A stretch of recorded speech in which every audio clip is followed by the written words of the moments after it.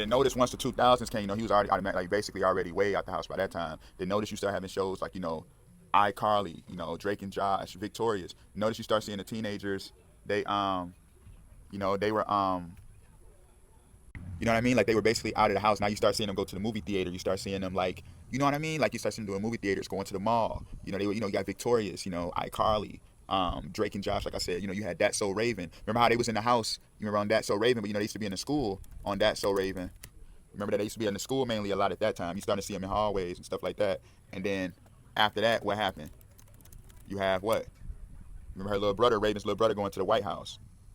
You see how I start elevating. You see how deep this goes. So just look how deep this stuff is, man. You feel me? So let's elevate it now. Let's talk about it. So they already know, like basically, you already know, as it's written, how Lucifer was cast out of heaven. Because it first came through rebellion through what? Remember, he was the lead of choir. So let's go into it. Thou hast been in Eden, the garden of God. Every precious stone was thy covering. The workmanship of thy tabrets and thy pipes were prepared in the day that thou was created. Thou art the anointed cherub that covereth, and I have set thee so. Thou wast upon the holy mountain of God. Thou hast walked up and down in the midst of the stones of fire. Thou wast perfect in thy ways from the day that thou was created, till iniquity was found in thee. So you see that, till iniquity was found. So notice through the music came the corruption. Let's talk about it. Because notice, they're like, okay, now he's out the house. They already knew he's going to be there. They knew once he got out, they went to attack the world around him with his people. You know what I'm saying? Hit the 80s, you got the crack era. You feel me? The hip hop, all of that stuff started coming out. So hint all of this.